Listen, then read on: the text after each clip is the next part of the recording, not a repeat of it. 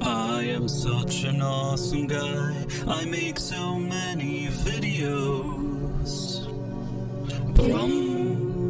Hello there, Price of Reason here with a movie review. When Wakanda Forever, a sequel to Marvel's 2018 blockbuster hit Black Panther, was announced in late 2020, I was immediately wary of this project, especially due to the untimely and tragic death of Chadwick Boseman, who was the heart and soul of the first movie. Boseman passed away on August 28, 2020 of cancer, at only 43 years old. For many of us, it's still hard to process that he was secretly battling a terminal illness while putting in great performances in MCU movies like Captain America Civil War, Black Panther, Avengers Infinity War, and Avengers Endgame. Even beyond that, both as a person and as a professional, the way Boseman carried himself, his likable presence, and his positive interaction with fans made his death especially sad. After Boseman's death, Disney Marvel, led by Kevin Feige, had a difficult decision to make. Would they cancel their immediate plan to make a sequel to Black Panther? Or would they move forward with a sequel but recast T'Challa as Black Panther? Or would they pass along the Black Panther mantle to another character altogether within the sequel? Personally, I would have preferred it if they had waited a few more years and then recast the role of T'Challa down the road. After all, it wouldn't be the first time we had different actors portraying different characters, especially in the superhero world. I mean, we currently seem to have two cinematic Batmans at the same time, so anything is possible. It's pretty clear that if the first Black Panther movie had only generated a modest profit, Disney would have likely shelved the sequel for a while, but when a movie makes over $1.3 billion at the worldwide box office, studios like Disney Marvel don't want to leave money on the table. This is how we ultimately ended up with Wakanda Forever, a hasty sequel where Letitia Wright's Shuri becomes the new Black Panther. Even though I think that making this specific movie at this specific time with this creative direction was a mistake, I will put aside all those feelings and do my best to give a professional analysis of the movie. So let's start with the plot. Black Panther Wakanda Forever starts by immediately killing T'Challa off screen.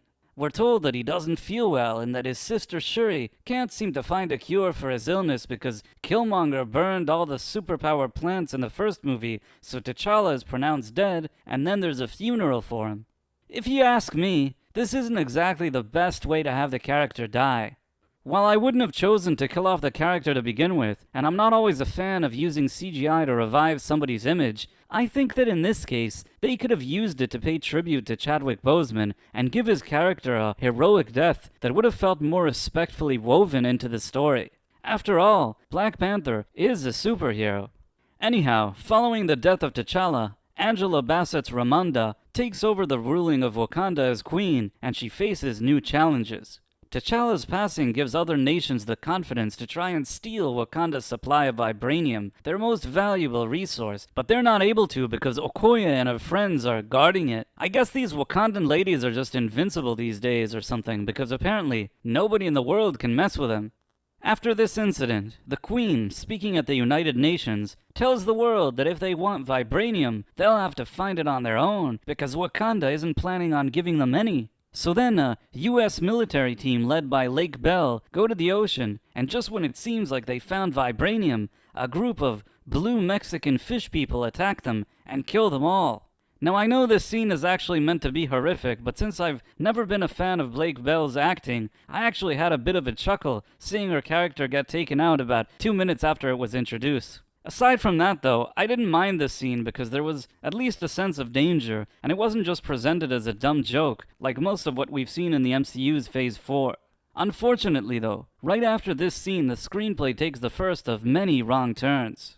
After this incident, Namor, the leader of the blue Mexican fish people, randomly appears in Wakanda to tell the Queen and Shuri that people are trying to take his own people's vibranium because of Wakanda's actions. This surprises the Queen and Shuri because they had always thought that only Wakanda had vibranium, but it turns out that they were wrong. The blue Mexican fish people have vibranium too.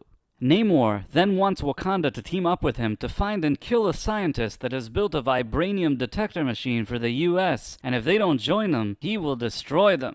Wait a minute. If this scientist has already created a vibranium detector for the US government, then what's the point of killing them? The technology to locate vibranium already exists, so the scientist is actually irrelevant, and killing the scientist accomplishes nothing. Hey, relax, guy.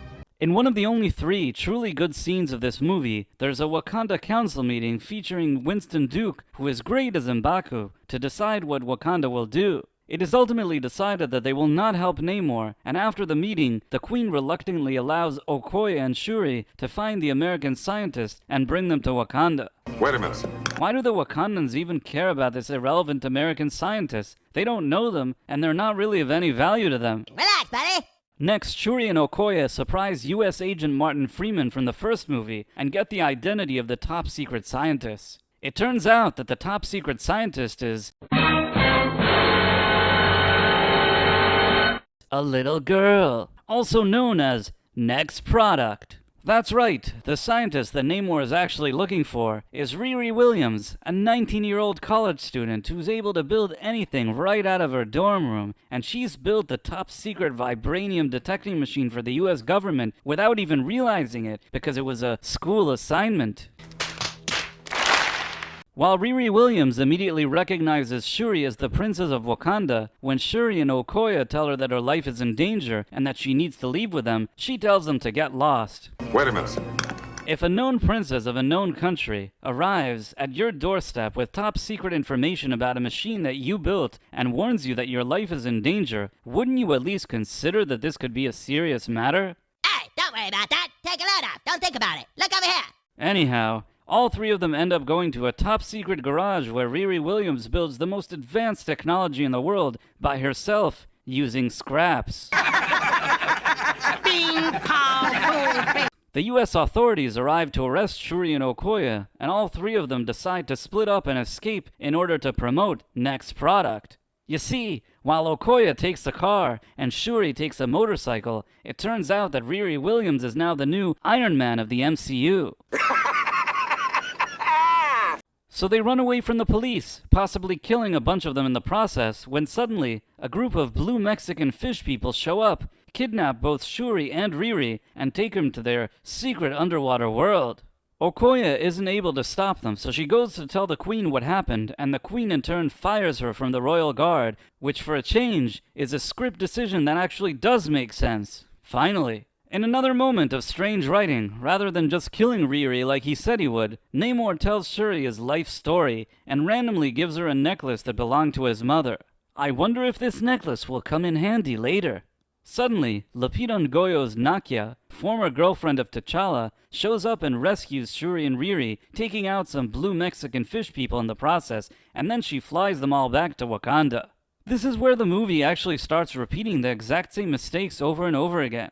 Namor gets upset and takes a giant shark and some more blue Mexican fish people with him to attack Wakanda, and they cause a lot of flooding damage, way too easily if you ask me. Then, after getting hit by a water balloon, the Queen dies. Namor then tells Shuri that if Wakanda doesn't join forces with him, he will destroy it, but only in exactly 1 week. Wait a minute. I don't fully understand the motive of this villain. His initial reasoning for even approaching Wakanda was that he wanted the scientists, and now he's forcing Wakanda to join him or die, but he's giving them a week to decide before destroying them? Why does he keep coming and going? It almost seems like they wanted the movie to have a certain amount of action sequences, and they're just trying to shoehorn the script around them. Hey, you need a rest, fella. Remember Namor's mother's necklace that he gave Shuri for no apparent reason? Well, Shuri takes it to the lab and uses it to conveniently recreate the special plant we saw in the first movie that makes people have super strength. She then drinks it and wakes up in the ancestral plane where Michael B. Jordan's Killmonger shows up and tells her that they are very much alike because now she wants revenge just like he did in the first movie. This was the second truly good scene in the movie, mainly because Michael B. Jordan is good in this role and his presence, however brief, provides the movie with a temporary boost of energy. Next, Shuri wakes up and now she's Black Panther, even though Letitia Wright weighs about 20 pounds and doesn't really physically fit the role. Now the Wakandans prepare for a big final battle with Namor, and this time they plan to trap him in a dry place without water so that he dies. Riri Williams magically builds her own Iron Man suit for the battle in about 5 minutes, and once it's done, she looks like a Power Ranger. Shuri also gives Okoye and her friends special armor suits, and now they look like Power Rangers too. Namor arrives with his army, and as expected, the battle becomes an overbloated CGI fest. At first, Riri and Shuri are able to trap Namor in a dry spaceship, but after he causes damage to the ship, he and Shuri end up fighting on a desert beach. This duel looks very weak visually. Even with all the superpowers, choreography, and CGI, Letitia Wright is so skinny, and it just looks awkward that she's battling some big muscle man who also has special powers. He then stabs her with a spear, but she brushes it off with no explanation, which makes no sense. Again. As Namor becomes weak from the dry air, Shuri sees her mom in the ancestral plane and decides that she doesn't want revenge, so she offers Namor a strategic partnership. Shuri and Namor tell their people that they have agreed to a truce. At the end of the movie, M'Baku goes to Challenge Day, where anybody can challenge him for the leadership of Wakanda, just like in the first movie. This doesn't make much sense either, because he would probably have to battle Shuri, who decided to leave town, but we'll get to that later. In the final scene, which is only the third truly good scene in the movie, Lupita Nyong'o's Nakia shows up with T'Challa's son, which she had in secret, also called T'Challa, and there's a nice moment of tribute to Chadwick Boseman. As always, I want to start off by talking about what I liked about this movie. Number 1, the cast. While I don't think the cast of this movie had the best material to work with, it is a very strong cast. Angela Bassett performs every scene she's in as if she's starring in a Shakespearean play. I've always respected her as an actress, but in many of the film's weakest moments, she somehow manages to carry it on her shoulders. Letitia Wright, in my opinion, steps up her acting game for this movie too. Even though I don't think she's a physical fit for the role of Black Panther, which ultimately hurts the movie, I don't generally dislike her as an actress, and I think she does the best she can here. Even more than usual, Gurira does great in her role as Okoye. Ever since her days of being Michonne on The Walking Dead, I've always liked this actress, and I think that in her case, she gives a good performance, and she's physically right for the role of a warrior too. Lupita Nyong'o, in both the first movie and the second, is somewhat underused, but I always like seeing her on screen, and I think that she's a good actress. In this movie, if not much else, she does very well in the final scene, which acts as a nice tribute to Chadwick Boseman. Winston Duke is great as M'Baku, and even though he isn't featured much in the movie, he lifts the movie anytime he's on screen. The same can be said about Michael B. Jordan, who has one scene in the movie, but it's good and memorable. Number 2, the music. I haven't always been a big fan of Ludwig Göransson, as sometimes I think he gets too much praise for his work. I will say though that I think that in this movie, he did do a very good job with the music. I even dare say that this may be his best work to date. The movie has many issues, but the good acting and good music managed to raise its qualities in several key moments. They don't ultimately save this movie, but they do help mask some of its problems, which is worth something, I suppose. Number 3, directing. I consider Ryan Coogler to be a competent director, and there are scenes and moments within the movie that you could tell that there's a steady hand guiding them, even if I didn't like the writing or agree with their creative direction. Number 4, final scene tribute. I like how they did the final scene as a tribute to Chadwick Boseman. It was respectful and well executed. As opposed to the early off-screen death that I had mentioned, I think that this was nice, and it does open at least some possibilities for the future. Well, that was the good. Now let's talk about the bad. Number 1, the writing. The first Black Panther movie had a focused story driven forward by characters who had comprehensive motives. In contrast, Wakanda Forever seems all over the place at times, as if things just conveniently keep happening to take the viewers along from scene to scene without the right story beats, pacing, or character development. To make matters worse, in too many moments, it seems like the story in this movie tries to recycle and rehash what we saw in the past, but in a more hollow way. For example, Shuri sees her mom killed the way T'Challa saw his father killed. She initially wants revenge, just like T'Challa did. And at the end of the movie, Shuri says the exact lines that T'Challa says in Civil War about not letting revenge consume him. Even if they wanted Shuri to be the new Black Panther, she doesn't have to go through the same exact arc as T'Challa. Not to mention that, in her case, it wasn't that well written either. On the surface, this seemingly half-hearted effort at character development comes as a surprise because Ryan Coogler, who also directed the first Black Panther movie, is generally considered both a talented director and writer. Which brings me to my next point that likely also explains why Coogler didn't ultimately deliver something better. Number 2, studio interference. One of the things that keeps hurting Disney Marvel these days is the constant creative meddling by Marvel president Kevin Feige and his activist top executives. For me, seeing this movie reminded me of the experience I had while watching Doctor Strange 2 earlier this year. In that case, iconic director Sam Raimi was forced to reshoot 80% of his movie after completing it because Disney Marvel suddenly wanted to promote a new product and wanted the villain to be a woman who obviously couldn't be taken down by a man. As a result, Doctor Strange ends up being a secondary character in his own movie, constantly being put in his place by the women around him. Between wanting to promote products and wanting to push trendy agendas, Disney Marvel has lost sight of what made this franchise successful in the first place. In Wakanda Forever, though, Chadwick Boseman's absence allows them to dial up the girl power agenda peddling even more, making it a very disappointing end to an already disappointing MCU Phase 4. In my opinion, this is especially unfair to writer-director Ryan Coogler, who, like Sam Raimi, probably tried to make a much better movie than this and just wasn't given the chance to. Now that this phase is over, I'd like to think that perhaps Kevin Feige has learned some important lessons after so much damage has been done to the Marvel brand and so many viewers have been alienated. If he hasn't, perhaps it's time for him to step aside and let somebody else take the reins of this franchise. While I don't think that the MCU will ever be as good as it was, right now, at times, it's outright embarrassing. Number 3. The Villain. A superhero movie of this nature and scope is only as good as its villain, and whereas the first Black Panther had a charismatic and memorable performance from Michael B. Jordan as the well-written Killmonger, Namor just feels like a discounted version of him. His motives are always shifting around, and you never really care about him or consider him much of a threat. While I like that they try to give him depth and make him somewhat sympathetic in a few moments of the movie, overall, the writing of this character felt very uninspired, and it significantly hurt the movie. Also, and there's no great way to say this, I wasn't entirely sold on the actor's performance. I haven't seen him in anything else to properly judge his acting skills, but in this movie, at minimum, I would say that he was miscast. Number 4. Not enough men. In an effort to push the girl power messaging, this movie didn't just sideline most of the men, it made them disappear to an extent that you barely see any men on screen for large stretches of the movie. That is not to say that I don't like seeing women on screen, including strong women or superhero women, but without a few men to be a key part of the story, the movie loses a lot of ground because there's simply no balance. I know that modern ideologies would have you believe that women can replace men and be better than them at everything, but I disagree.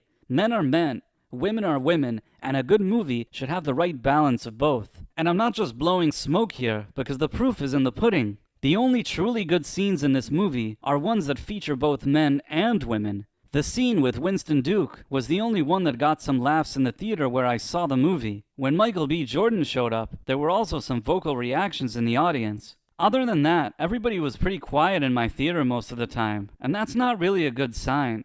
Number 5. Too long.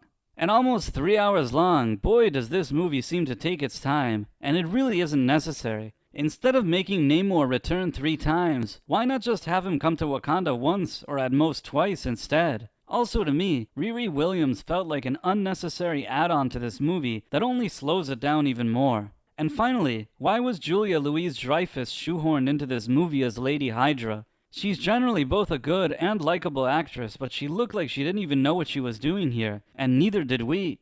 Overall, Wakanda Forever is an unnecessary movie that doesn't help grow the Black Panther cinematic lore or expand it in any way. It's a movie that was made to seemingly honor the late Chadwick Boseman, but too often, it ends up feeling like a manipulative bait and switch. I suspect that a lot of viewers, especially men, will be disappointed by it due to its over-the-top girl power themes and the absence of any notable male characters throughout most of the movie. While its likable cast of fine actors make an impressive effort to elevate the material, at the end of the day, the movie still falls short. I said in the opening of this video that I wouldn't have made this movie using this creative direction, and what I saw only validated my sentiments. I know that Chadwick Boseman passing away was something that the studio couldn't control, but as the star of Black Panther, his absence left a very large void, and in Wakanda Forever, they just weren't able to fill it. While watching this movie, especially during its weaker parts, I couldn't help but think, man, I wish Chadwick Boseman were here. He was really good as Black Panther, and I sincerely hope that in the future, somebody else will be good in the role as well. Now I know some of you will tell me that Shuri also replaces T'Challa in the source material comics at some point, but I would say that is only partially accurate. In the comics, for over 4 decades, T'Challa was Black Panther, and only in 2009 did they start trying out other creative ideas. I'm not saying that making his sister Black Panther is an idea that couldn't one day be explored in some capacity, but for me, it's like the difference between Batman and Batwoman. They both exist in the comics, but only one of them is Batman. I also think that a movie that was supposedly made to honor Chadwick Boseman wasn't the ideal spot to plug the MCU's new Iron Man, now played by a little girl. You could absolutely tell that including her in the movie is something that the studio imposed on writer-director Ryan Coogler, who was probably just trying his best to make a good movie to honor his friend. The only bright spot here is that the ending of the movie suggests that over time, T'Challa's son, also called T'Challa, could eventually take up the cinematic Black Panther mantle, which I'm fine with. Using one of their convenient time shifts, maybe the MCU can somehow age him more quickly. I also tend to think that the final scene with M'Baku on Challenge Day may have been added last minute due to issues the studio has had over the past few years with actress Letitia Wright. In fact, based on Disney's general treatment of people that don't fall into line with their approved social agendas, I wouldn't be completely shocked if we never see Letitia Wright in an MCU movie again. What did you think of Wakanda Forever? Feel free to let me know in the comments, and if you enjoyed this video, please consider subscribing to my channel and clicking on that wonderful notification bell. Thanks for watching, my friends. Thank you, and good day. I am such an awesome guy. I make so many videos.